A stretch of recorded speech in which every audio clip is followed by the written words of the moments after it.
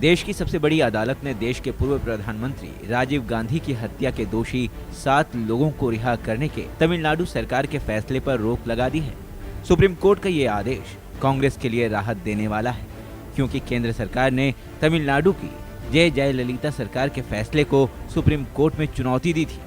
इसमें solicitor general की ओर से कहा गया था कि जब तक दोषियों की फांसी की सजा उम्र कैद में बदलने के सुप्रीम कोर्ट के फैसले को लेकर केंद्र की ओर से दायर पुनर्विचार याचिका पर फैसला नहीं होता, तब तक दोषियों की रिहाई नहीं होनी चाहिए।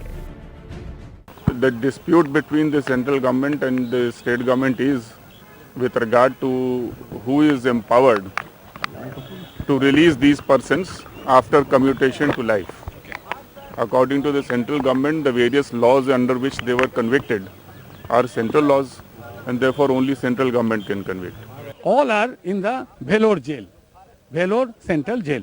Now, next date of hearing is the 6th March. Meanwhile, issue the notice to the IG jail as well as Secretary, Tamil Nadu government, and third one is the Superintendent, Vellore jail. Supreme court ने ही 18 फरवरी को राजीव गांधी की हत्या के दोषी 3 लोगों संथन, मुरुगन और पेरारिवलन की फांसी की सजा उम्र कैद में तब्दील की है। तीनों की दया याचिका पर फैसला लेने में हुई देरी को आधार बनाते हुए सुप्रीम कोर्ट ने ये फैसला सुनाया था। इसके बाद बुधवार को तमिलनाडु की सीएम जयललिता ने विधानसभा में ऐलान किया कि इन तीनों के साथ साथ राजीव गांधी हत्याकांड में ही उम्र कैद की सजा काट रहे और 4 लोगों नलिनी, रॉबर्ट पायस, जय कुमार और रवि चंद्रन को भी रिहा किया जाएगा। ऐलान के साथ ही सीएम जयललिता ने इनकी रिहाई की सिफारिश करने वाला पत्र भी राज्यपाल को भेज दिया था। लेकिन जब कांग्रेस उपाध्यक्ष राहुल गांधी ने अपने पिता के हत्यारों की रिहाई के मामले पर अपना दर्द बयान किया कि जब देश के प्रधानमंत्री को न्याय नहीं मिल सकता तो आम आदमी क्या उम्मीद कर सकता है।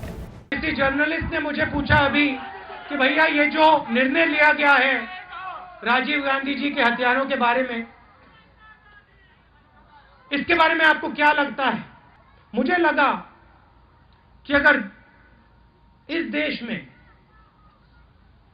प्रधानमंत्री को न्याय नहीं मिलेगा तो गरीब व्यक्ति को न्याय कभी नहीं मिल सकता है। राहुल गांधी के इसी बयान के बाद केंद्र सरकार की आंखें खुली और वो हरकत में आई। कानून मंत्री कपिल सिब्बल और अटॉर्नी जनरल की मौजूदगी में बैठक हुई और राजीव गांधी के हत्यारों की फांसी को उम्र कैद में बदलने के फैसले के खिलाफ पुनर्विचार याचिका दायर की गई। साथ ही हत्यारों की रिहाई के तमिलनाडु सरकार के फैसले को भी चुनौती दी गई।